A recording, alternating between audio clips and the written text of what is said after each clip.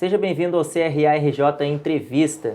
Nessa edição nós vamos conversar com o professor e administrador Fernando Parra, que ele é do Equador e está aqui no Brasil, tem essa ponte aérea aí com o Brasil. Seja bem-vindo ao nosso programa, tudo bem? Obrigado pela entrevista, obrigado pelo convite, né? Eu me sinto sempre honrado de estar neste país, nesta cidade e no Conselho Regional de Administração mais, né?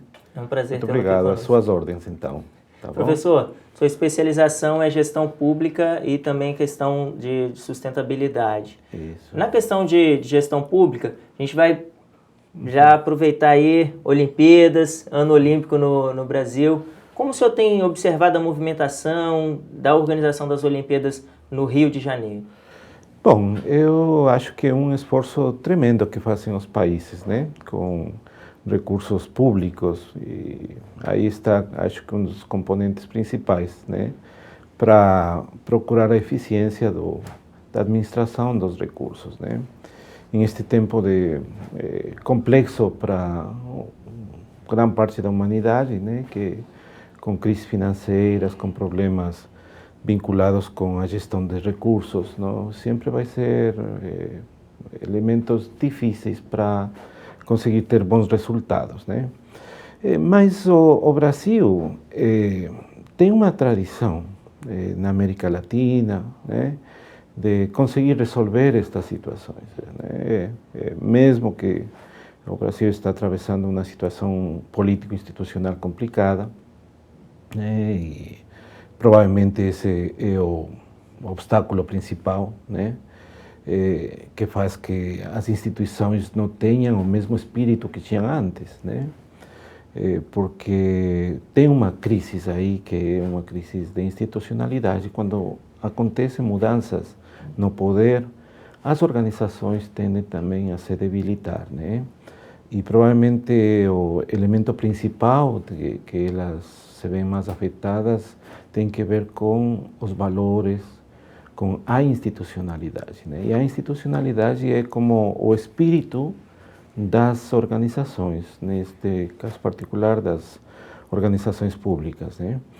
Mas eu acho que, procurando responder sua pergunta, eu acho que tem uma saída, não? Eu penso que vai ter uma saída vitoriosa, né? Tomara que os Jogos Olímpicos, que é a expressão humana das mais importantes que tem a sociedade e o ser humano, que é o esporte, né? Aí tem várias teorias, não? Que as artes, o entretenimento, o esporte são as expressões onde todos somos mais humanos, né? Eu acho que a possibilidade de ser o centro do mundo, Rio de Janeiro e o Brasil, durante as próximas semanas, né, vai dar a possibilidade de se mostrar o Brasil com uma cara renovada, né, com um rosto diferente, né. Bom, o Brasil tem passado por vários fatos importantes para a humanidade, né.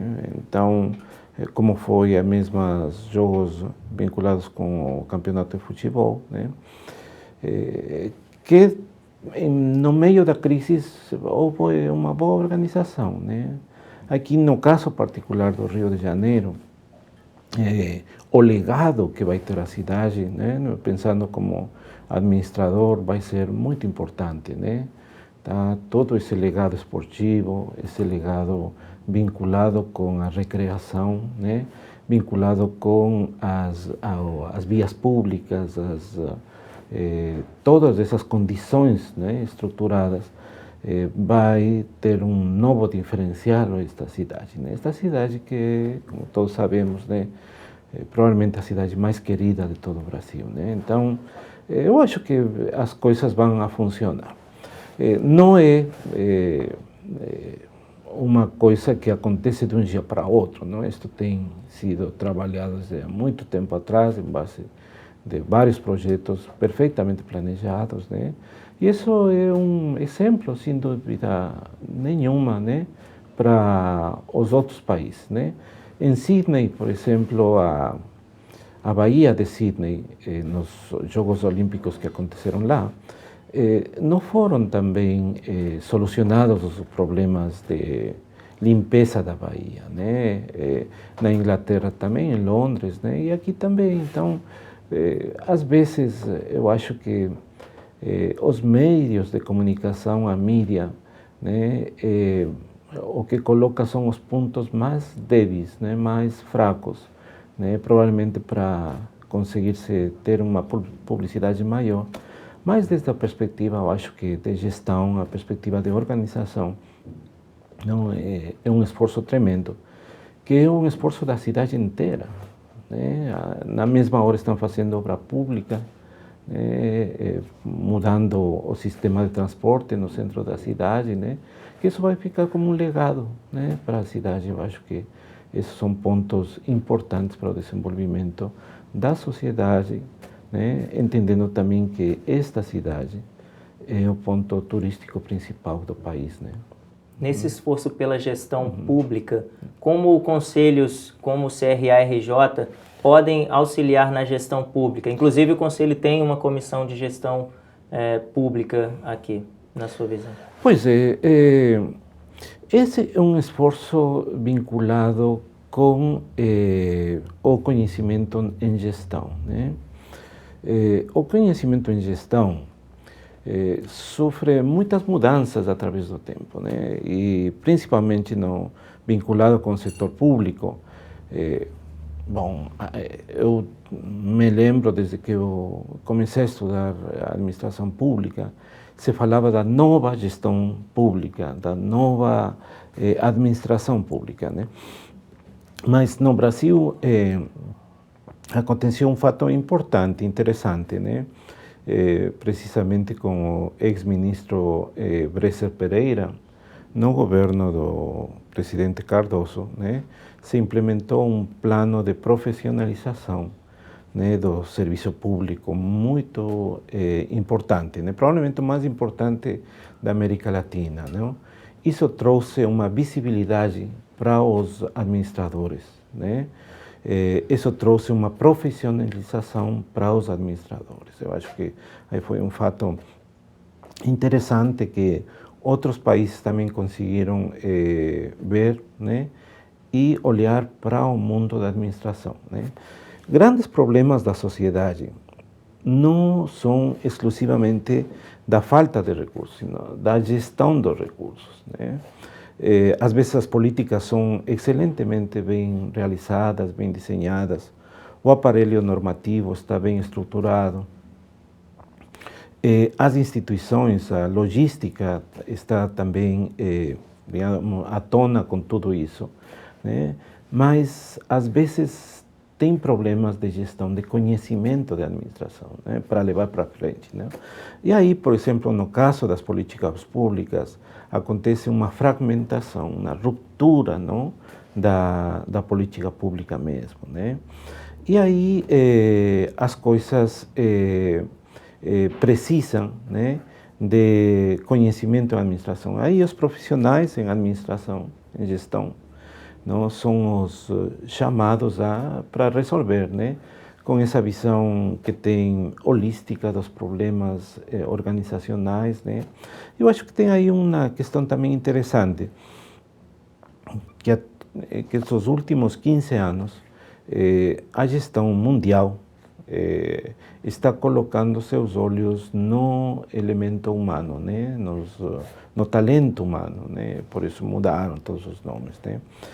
E, claro, mas temos que entender também que o sistema capitalista bota o ênfase no capital, né? Mas, por outro lado, também, provavelmente por esse exagero no capital, né, as organizações estão tendo mais cuidado com os seres humanos, não? Então, acho que aí tem uma questão muito importante para a administração e para os administradores, sim?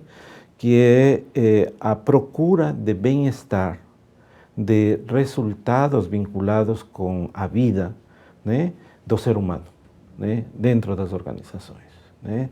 O ser humano precisa ser olhado não como um objeto, sino como um sujeito, né? Um sujeito de cambio, de mudanças. entendendo que a maior parte do tempo da vida do ser humano está no trabalho, né?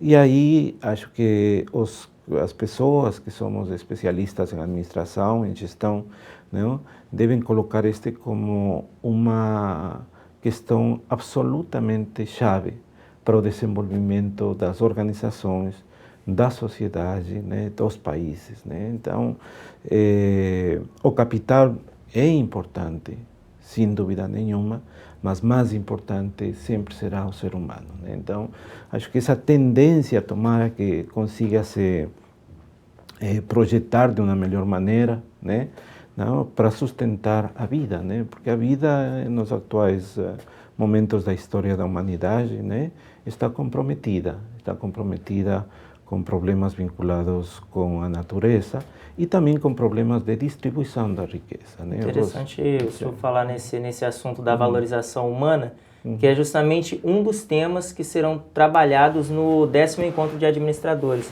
que vai acontecer aqui no Rio de Janeiro em outubro.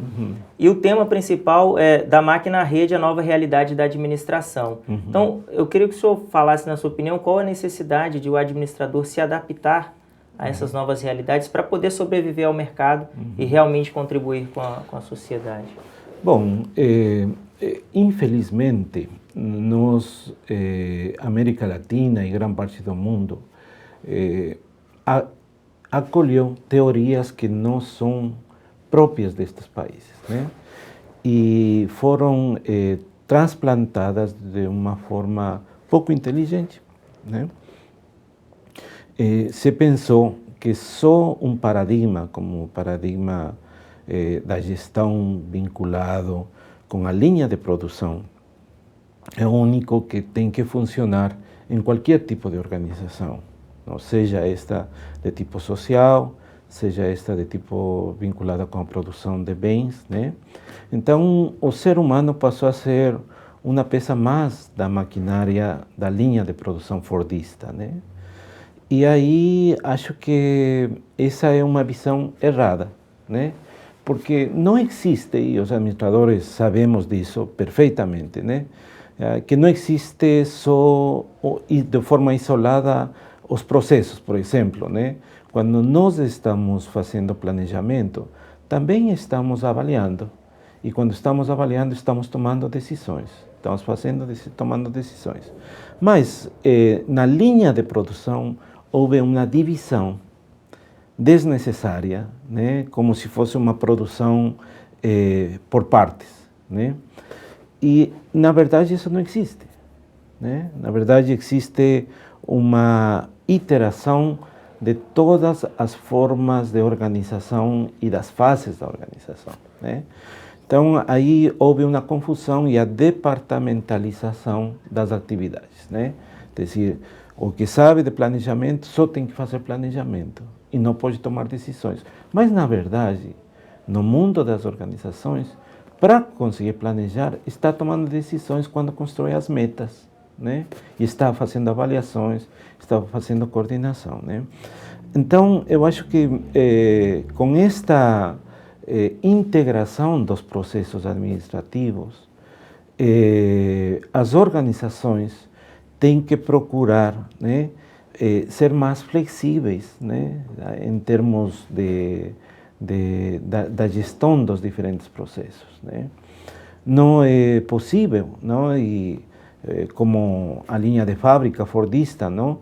Que um trabalhador só seja experto em colocar o pneu direito da frente, né? E termina a vida fazendo isso.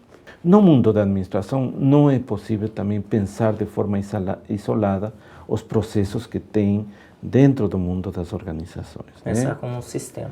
Claro, tem que pensar como um sistema vivo, absolutamente dinâmico, né? Onde a questão estratégica não só está fora das organizações, senão principalmente dentro, porque quando temos uma organização saudável, vamos ter bons resultados. E para ter organizações saudáveis, né, os seres humanos que vivem dentro das organizações, né, têm que ser bem tratados. Não? Isso é um princípio, né? É um princípio fundamental, né? E eu acho que aí vários teóricos como o professor Celso Furtado, brasileiro, como sabemos, né? Tá? E outros professores, né, que deixaram o legado do conhecimento, né, da novo tipo de economia social, né?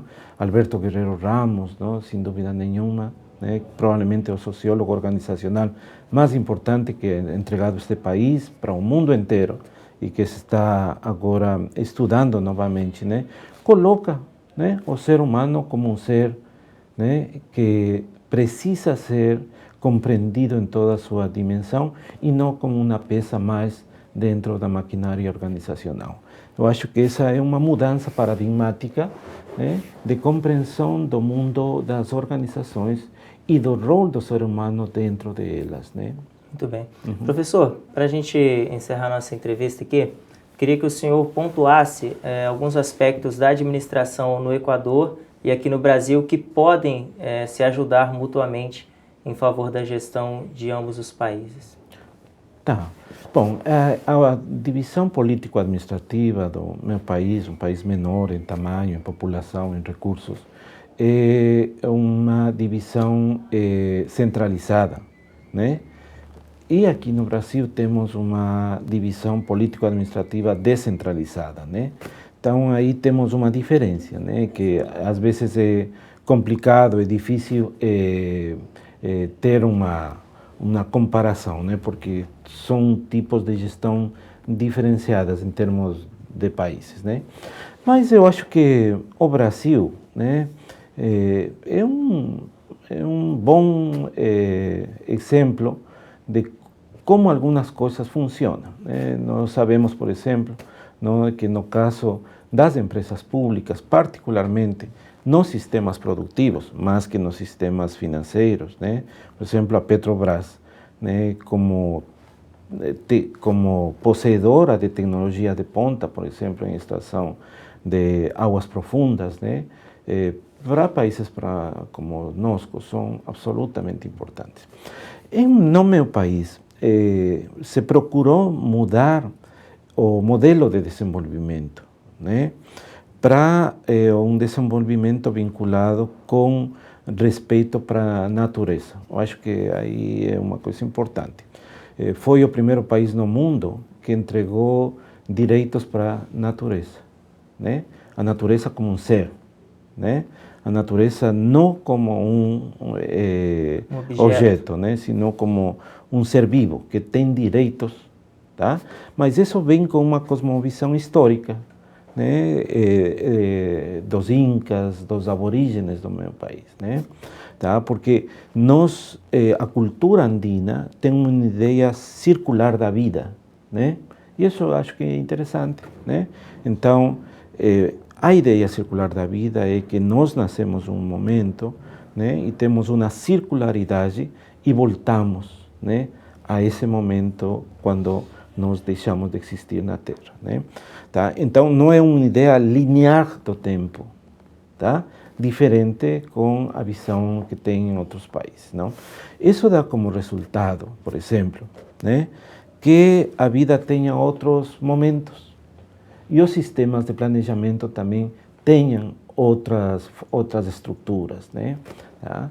Então, eu acho que poderia se discutir, né, com a possibilidade, por exemplo, que entregam países como os países andinos, né, neste caso para outros países de nossa querida América Latina, né, o modelo de desenvolvimento vinculado com respeito da natureza, né? Eu acho que esse é um elemento que poderia ter aí como um elemento central, né? E agora, isso vira tendência, né? Eu fiz minha tese de doutoramento aqui na Fundação Getúlio Vargas, né? E acho que foram das primeiras teses no ano 2004, né? De responsabilidade social corporativa, né? Tá? E aí aparece a dimensão vinculada com o meio ambiente, né? Então, eu acho que há esta outra tendência, resultado dos vácuos, dos vazios, dos déficits, né? Na gestão das grandes organizações como contaminadoras, como poluidoras, né? Aparecem agora o cuidado também com o meio ambiente, com a natureza, né? Eu acho que essa dimensão deve estar presente não, na atividade humana e principalmente na atividade das pessoas que tomamos decisões, né, dos administradores, né, como o fato principal, o fato supremo, o fato mais importante do administrador é tomar decisões, né, ou apoiar na tomada de decisões, né, estas variáveis devem estar presentes, né, tá? O longo prazo, a natureza, a vida, o ser humano, né, estes valores, né, que dão sustentabilidade na vida, né, para que este planeta consiga ter mais tempo de sobrevivência, porque do jeito que estamos indo, não, provavelmente isto vai acabar muito rápido, não? E isto falam muitos teóricos vinculados com a filosofia, né? Muito bem. Muito obrigado, professor. Tá bom. Obrigado também. E você que nos acompanha, muito obrigado pela audiência. E lembre-se, esta e outras entrevistas você pode acompanhar na rádio e na TV CRA-RJ. Até o próximo programa. Tchau. Obrigado.